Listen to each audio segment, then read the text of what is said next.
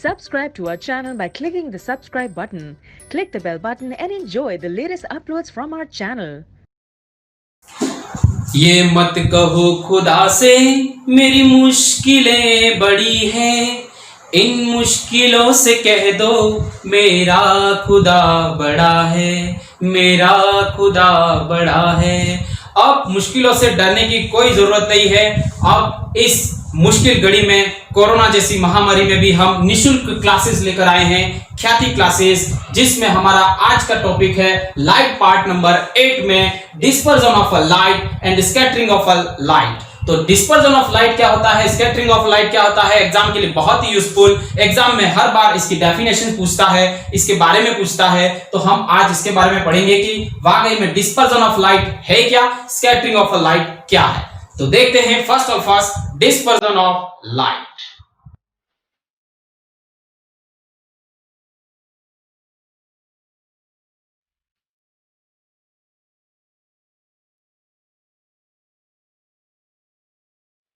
अब हम पढ़ेंगे dispersion of light, the phenomenon of splitting of rays of light into it component colours is known as dispersion of light. यानी कि कोई भी एक प्रिज्म है, उसके ऊपर किसी रेज को इंसिडेंट करवाएंगे तो वो 7 कलर पार्ट में क्या हो जाएगी, डिवाइड हो जाएगी। यही घटना, यही फिनोमेनन हमारे पास क्या कहलाती है, डिस्पर्जन ऑफ लाइट। यानी देखेंगे एक कोई प्रिज्म की एक बार मैं घटना बता देता हूं कि प्रिज्म के किस तरीके से होता है। प्रिज्म के एक और दो तरीके से यहां पर रिफ्रैक्शन होना है। फर्स्ट यहां पर रिफ्रैक्शन होगा, इस तरीके से रिफ्रैक्शन हो गया इस मीडियम में, उसके बाद यहां पर फिर से रिफ्रैक्शन होना है। तो इस तरीके से प्रिज्म में हमारे पास रिफ्रैक्शन होता है। लेकिन ये 7 कलर पार्ट में किस तरीके से डिवाइड होती है उसको देखते हैं दोस्तों। यहां पर ये प्रिज्म हो गया हमारे पास, तो यहां पर एक लाइट को हमने क्या करवा दिया, इंसिडेंट। तो ये कौन सी लाइट है हमारे पास, मान लेते हैं व्हाइट लाइट। कौन सी लाइट हो गई, व्हाइट लाइट हो गई। तो यहां पर क्या होना है, रिफ्रैक्शन। ये हो गया हमारे पास, रिफ्रैक्शन हो गया। दूसरी बार में यहां पर भी रिफ्रैक्शन होगा, ठीक है। यहां से 7 कलर पार्ट में रिफ्रैक्शन होता है, 7 कलर पार्ट में यहां पर रिफ्रैक्शन हो जाएगा। 1 2 3 4 5 6 एंड देन 7। इस तरीके से हमारे पास 7 कलर पार्ट में क्या होगा, रिफ्रैक्शन हुआ यहां से। अब यहां पर भी रिफ्रैक्शन होगा, 1 2 3 4 5 6 एंड 7।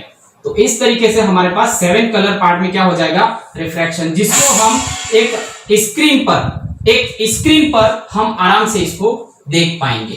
तो इसी स्क्रीन को हम देख पाएंगे। अब कलर का सीक्वेंस किस तरीके से होगा, तो इसका सीक्वेंस देखेंगे, कंपोनेंट सीक्वेंस किस तरीके से होगा, तो वो होगा विबग्योर, यानी कि red, orange, yellow, green, blue, indigo and violet. यानी कि यहां पर हो जाएगा हमारे पास रेड, दूसरी बार में हो जाएगा ऑरेंज, तीसरी बार में हो जाएगा येलो और ग्रीन और ब्लू और इंडिगो और वायलेट।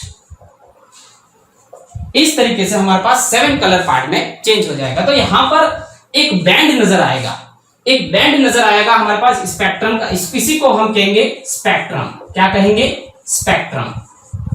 तो जो हमारे पास जो कलर का जो बैंड नजर आएगा, जैसे हमने देखा होगा कि हमने रेनबो देखते हैं, इंद्रधनुष देखते हैं, उसमें हमें 7 कलर पार्ट का एक बैंड नजर आता है अर्धचंद्राकार में। यहां पर स्ट्रेट नजर आ रहा है, तो एक उसी को हम कहते हैं स्पेक्ट्रम। तो 7 कलरों का जो बैंड बना उसको हम कहते हैं क्या, स्पेक्ट्रम। तो यहां पर ऐसा क्या हुआ कि रेड को मतलब कि हमारे पास फर्स्ट ऑफ ऑल कम रिफ्रैक्शन हुआ और वायलेट का ज्यादा रिफ्रैक्शन हुआ। यानी कि रेज जो है हमारे पास वायलेट की ज्यादा झुक गई और रेड की कम झुकी, क्योंकि रेड कलर जो है वो क्या हो गया, ट्रैवल कैसे ट्रैवल हुई इसकी, फास्टेस्ट।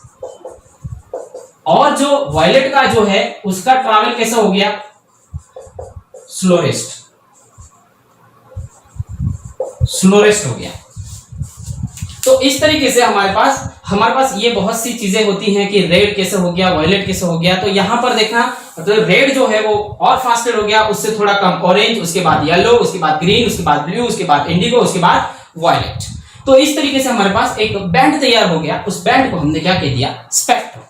तो ध्यान रखना, ये उनकी वेवलेंथ पर डिपेंड करता है। अब बात ये आती है कि वेवलेंथ क्या होती है। जैसे रेड लाइट की हमारे पास वेवलेंथ क्या हो गई, इस तरीके से हमारे पास एक वेव बन गई। उस वेव की ये जो डिस्टेंस होती है, जो ट्रैवल करने की जो डिस्टेंस होती है, उसको हम क्या कह देते हैं, जो डिस्प्लेसमेंट होता है उसको हम क्या कह देते हैं, वेवलेंथ। क्या कह देते हैं, वेवलेंथ कह देते हैं। और वायलेट का क्या हो जाएगा, इस तरीके से इसकी वेवलेंथ कम हो जाएगी। तो इसकी वेवलेंथ क्या हो गई, कम हो गई, इसीलिए ये और झुक गया। अगर रेड की ज्यादा थी तो वो क्या हो गया, थोड़ा सा कम रिफ्रैक्शन होते ही आगे की तरफ बढ़ गया। तो इनकी वेवलेंथ पर भी ये क्या होता है, डिपेंड करता है। तो यही होता है हमारे पास डिस्पर्जन ऑफ लाइट। अब हम पढ़ेंगे स्कैटरिंग ऑफ लाइट। गाइस अब पढ़ेंगे हम scattering of light.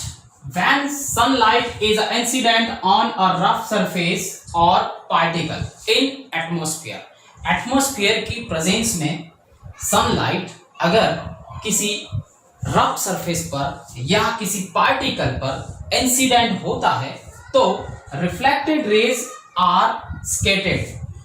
Reflected rays जो होती है वो क्या हो जाती है, स्कैटर्ड हो जाती है, बिखर जाती है।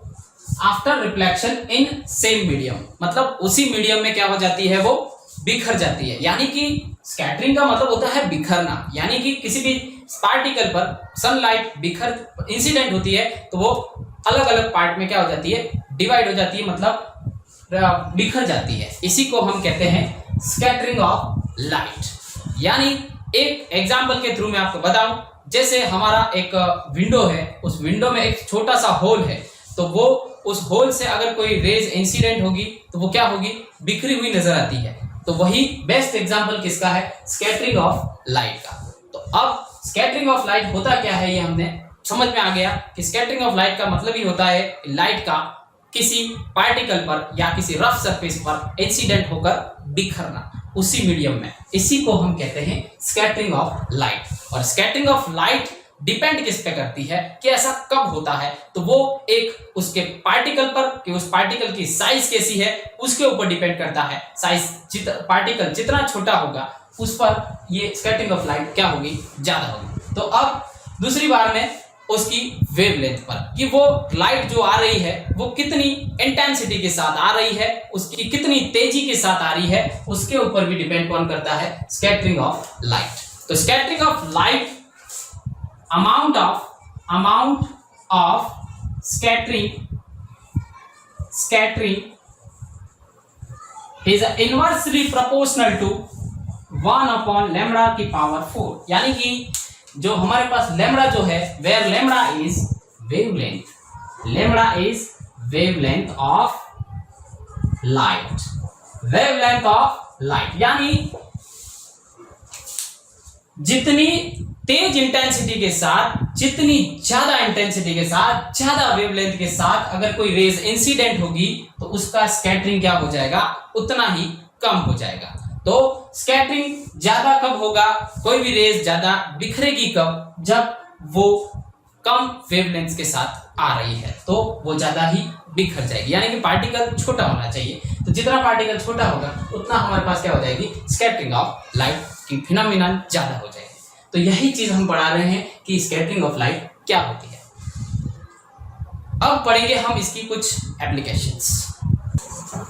गाइस हम पढ़ेंगे phenomenon related to scattering of light, जिसपे फर्स्ट हम पढ़ेंगे ब्लू कलर स्काई, यानी कि आसमान नीला क्यों दिखाई देता है, redness of horizon at the time of rise and sunset, यानी कि जब सूर्योदय और सूर्यास्त होता है तब वहां पर रेडनेस क्यों छाई जाती, क्यों छा जाती है, ऐसा क्यों होता है, इसी के बारे में हम पढ़ेंगे। तो फर्स्ट हम पढ़ेंगे ब्लू कलर स्काई, आसमान नीला क्यों दिखाई देता है। तो दोस्तों हमने अभी डिस्पर्जन ऑफ लाइट में कलर पढ़े थे, विबग्योर इस तरीके का कलर पड़ा था, ये 7 कलर पार्ट में चेंज होता है। यही 7 कलर पार्ट ही हमारे पास डिस्पर्जन ऑफ लाइट किसी ऑब्जेक्ट पर, मतलब किसी प्रिज्म पर पड़ता है तो हमारे पास 7 कलर पार्ट में चेंज हो जाता है। इसी को तो डिस्पर्जन ऑफ लाइट कहा था। और यहाँ पर हमने पढ़ा था कि ज्यादा वेवलेंथ किसकी होती है, हाईएस्ट